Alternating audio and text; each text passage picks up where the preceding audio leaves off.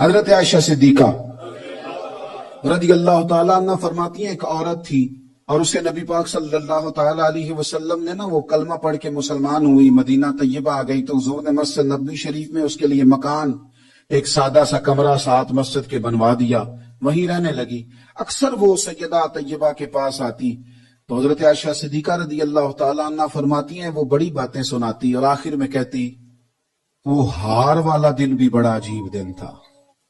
اور میرے رب کی قدرتوں کا دن تھا، وہ بھی بڑا عجیب دن تھا۔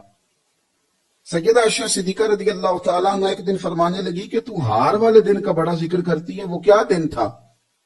تو خاتون کہنے لگی اماں جی وہ دن تھا جب میرے رب پر بھروسہ اور مضبوط ہو گیا، جس دن میرا اپنے رب پر توکل اور بڑھا، میرے ایمان میں یقین میں اور پختگی آئی۔ کہنے لگی میں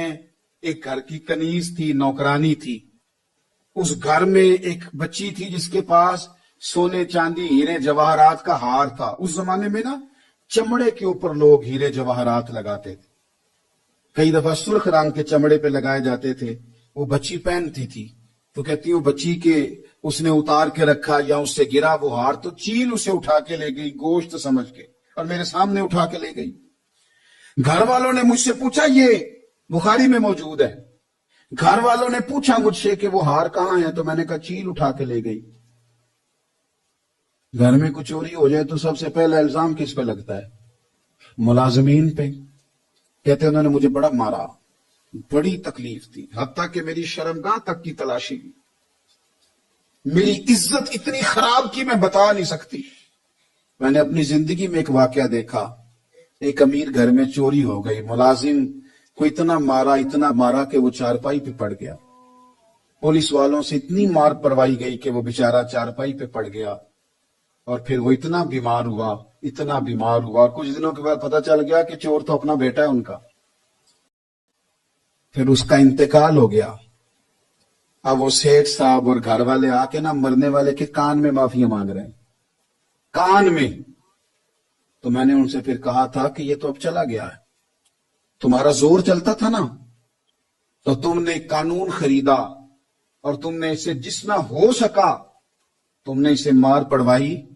تمہارے پاس جو عدالتیں تھی تم نے وہاں کاروائی کی، اب ایک عدالت قیامت کے دن لگے گی۔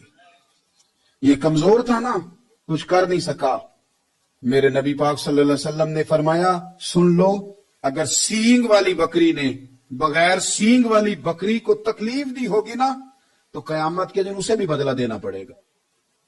کہ تیرے پاس سینگ تھے اور تو نے اسے مارا تھا۔ وہ خاتون عرض کرتی ہے سیدہ عائشہ کی خدمت میں کہ مجھے بڑا مارا، مجھے تکلیف دی، میں کہہ رہی تھی کہ میرے سامنے چیل لے گئی ہے پر وہ نہیں مان رہے تھے، اماں جی انہوں نے مجھے بڑا مارا۔ حضرت عائشہ صدیقہ کہتی ہیں پھر کیا ہوا؟ کہنے لگی اماں جی جب کوئی میرا مددگار نہ رہا، مجھے تکلیف دے رہے تھے، رسوا کر رہے تھے، تو میں نے اپنے رب سے مدد چاہی، میرے رب کی طرف میں نے توجہ کی، میں نے کہا مالک اب تو ہی میرا مددگار ہے۔ کہتی ہے وہ مجھے مار رہے تھے تو وہ چیل جو ہار لے گئی تھی وہی لے کے واپس آ گئی اور ہمارے سروں کے قریب لا کے اس نے جب اس ہار کو پھینکا وہ مجھے چھوڑ کے سائیڈ پہ ہوئے، وہ میری بے گناہی جان گئے، لیکن آپ کو بتاؤں اس دن سے میرا اپنے رب پر یقین اور بڑھ گیا۔ مجھے سمجھ آ گئی کہ جب انسان پورا ٹوٹ جاتا ہے اور جب کوئی چاروں جانب اس کا مددگار نہیں ہوتا تو رب تو ہوتا ہے نا، اللہ تو اس کا مددگار ہوتا ہے نا، وہ تو پھر اپنے اس بندے کی مدد کرتا ہے نا، پھر وہ تو توانائی دیتا ہے نا، وہ تنہا نہیں چھوڑتا، وہ تو آنسوؤں والوں کے آنسوؤں پہ بڑا کرم فرماتا ہے، وہ تو قسم پرسی میں آ جاتا ہے، اس کی رحمت بڑھ کے استقبال کر لیتی۔ Please like, share and subscribe.